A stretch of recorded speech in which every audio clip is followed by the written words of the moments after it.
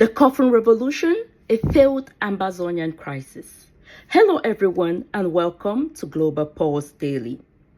Today we're going to take a look at Cameroon, which is a bilingual country in Central Africa. Back in 2016, the Anglophone lawyers and teachers demanded the government of Cameroon provided them with magistrates and teachers that understood the culture and the language of the people. This demand fell on deaf ears. Later on, the lawyers took to the streets. This protest was later on joined by the citizens of that region. They themselves have not been treated fairly by the government. And in response, the government was violent. They destroyed property, burned down property, killing of people, and tear gassing of people during protests. The people were not happy. They later on decided that they needed to separate from the French-speaking part of that region. This gave birth to Ambazonian. Now, we are going to look at why this protest, this crisis, has gone on for so long, and why have the people not been able to separate from the government or from the French part. The first reason is due to their leadership. They had dual leadership. There were people of the Ayok Tambe gang and people of the Sako gang. And these two leaders could not come together to provide a coherent strategy for the separatists back home.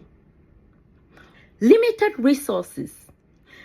Most of the funding came from the diaspora, and this source of funding was not stable.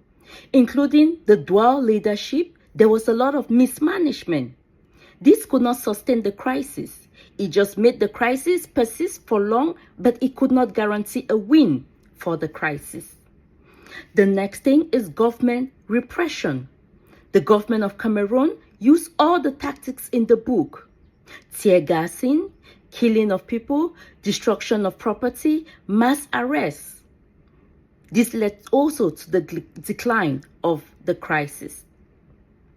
Diplomatic misstep. You really cannot fight the West with the West.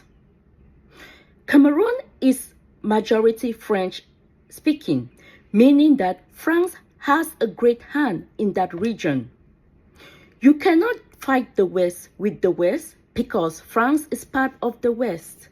You can only go to the opponent to get help. This was not done by the people in that region. Instead, they seek help from UK and the US, who are all birds of the same feather.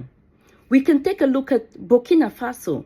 They went to Russia and China, who were opponents to the West. That is how they got their results. Government repression. The government of Cameroon used all the tools in the book. They tear gassed the people, they burned down villages, mass arrests, killing of people, and even putting in spies to report back to them what the militias were doing.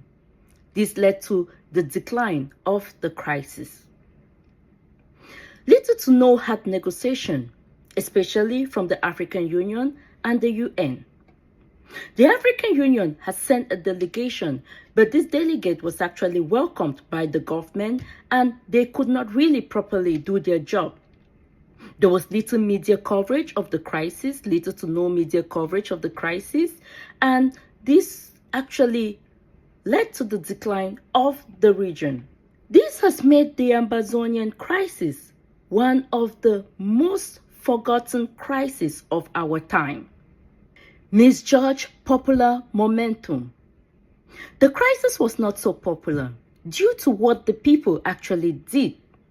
There were a lot of ghost towns, no schools, boycotting of schools. This led to many individuals, young people in that region, moving out of the region to the French-speaking part. The people that were supposed to be in the streets or actually fighting left the region because of all the boycotts. So, how can the Amazonian people move forward from here? What are your suggestions? Leave a comment on what you think they can do to better off their lives, and what the government can also do to better off their lives. Thank you and have a great day.